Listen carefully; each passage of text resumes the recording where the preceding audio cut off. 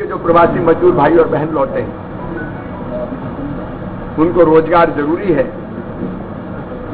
और इसलिए हमने श्रम सिद्धि नाम की योजना बनाई है, जिसके अंतर्गत जो अकुशल मजदूर हैं उनके जॉब कार्ड बना रहे हैं और उनको काम देने का प्रयास कर रहे हैं। कल की तारीख तक 23,50,000 से ज्यादा मजदूर अलग अलग ग्राम पंचायतों में काम कर रहे थे। उनको निःशुल्क राशन भी प्रदान किया जा रहा है और संबल योजना में भी उन सबको जोड़ा जा रहा है ताकि एक सुरक्षा कवच उनको मिल सके।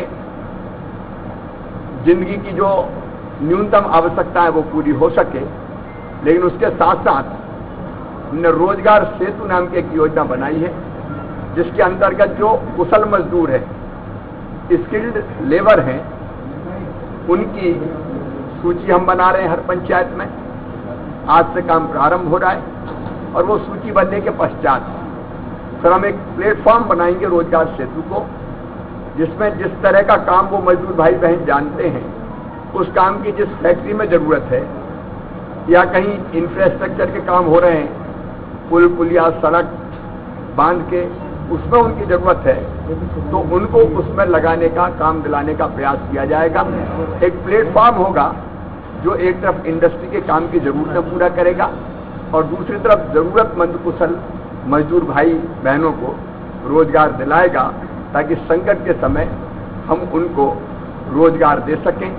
हमने ये फैसला भी किया है कि अब कोई मजदूर अगर बाहर के प्रदेशों में काम करने जाएगा तो हम कलेक्टर्स को निर्देश दे रहे हैं, उनकी पूरी सूची हमारे पास रहेगी, कौन किस प्रांत में कहाँ कहाँ। आज तो कोई सवाल ही नहीं, मैं भविष्य की बात कर रहा हूँ, ताकि हम वहाँ भी उनकी देखभाल ठीक ढंग से कर पाए।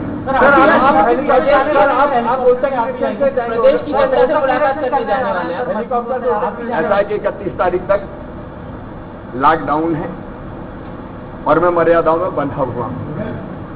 अब कैसे रुका हूं मैं ही जानता हूं, कितनी मुश्किल से अपने आप को मैंने रोका है, क्योंकि हमको 2 गज की दूरी और कार्यक्रमों में नहीं जाना और बाकी सब चीज का पालन करना मैं करूंगा, तब मैं दूसरों को कह सकूंगा। 31 तारीख को लॉकडाउन के बाद अगर देश से लॉकडाउन समाप्त होता है तो मैं फिर सारी सावधानियां जिनका पालन करना चाहिए उनका पालन करते हुए विशेषकर जनता मजदूर भाई बहनों में मैं जाना प्रारंभ करूंगा। जहां तक गेहूं खरीदी का सवाल है, कोई सिस्टम और व्यवस्था बनी नहीं थी गेहूं खरीदने की। मैं तो 23 मार्च की रात को मुख्यमंत्री बना, हमने आनन फानन में व्यवस्थाएं की गेहूं के खरीद की और हमारा अंदाज था कि 60-65 लाख मीट्रिक टन गेहूं लगभग हर साल उपार्जन करना पड़ता है। हमने 100 लाख मीट्रिक टन गेहूं को खरीदने की व्यवस्थाएं की थी, बारदाने और बाकी सब इंतजाम किया था, खरीदी केंद्र बढ़ाए थे। लेकिन कल की तारीख तक 118 लाख मीट्रिक टन एक रिकॉर्ड है मध्य प्रदेश के इतिहास में, और अब हम हरियाणा को बहुत पीछे छोड़ के पंजाब के पास पहुंच गए। 118 लाख मीट्रिक टन गेहूं हम उपार्जित कर चुके हैं।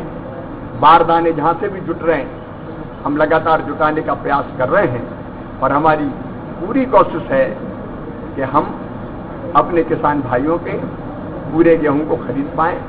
दिन और रात उस काम में लगे हैं। किसान भाई धैर्य रखें, SMS करने पर जाएं, थोड़ी देर लग सकती है, लेकिन जिनका जो पात्रता है, जिनका गेहूं है वो पूरा खरीदा जाए।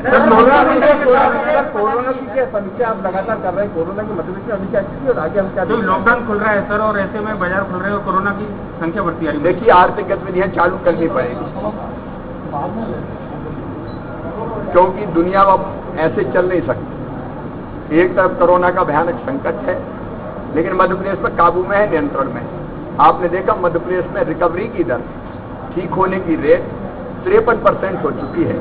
मतलब जो मजदूर आए उनमें से 53, जो पेशेंट आए उनमें से 53% ठीक होकर जा चुके हैं।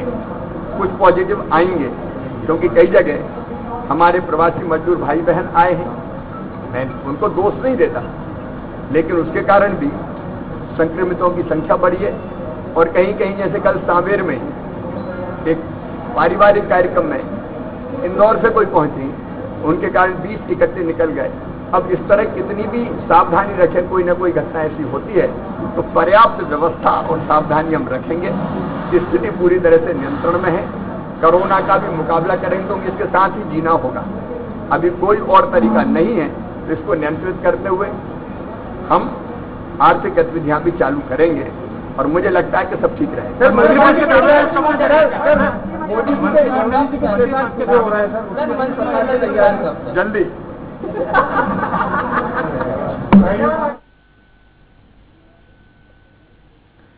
इस बुलेटिन में जिस तरीके से आप देख रहे थे, मुख्यमंत्री शिवराज सिंह चौहान ने जो गतिविधियां होने वाली हैं और साथ ही साथ किस तरह से जो जॉब कार्ड दिए जा रहे हैं, कैसे मजदूरों को उन्हें रोजगार दिया जा रहा है, मुहैया कराया जा रहा है, और हम हरियाणा को पीछे छोड़ते हुए गेहूं खरीदी में सबसे आगे पंजाब के करीब पहुंच गए हैं और आर्थिक गतिविधियों के तहत बाजार खुलने बेहद जरूरी है। इस बुलेटिन में फिलहाल इतना ही। दीजिए इजाजत, नमस्कार।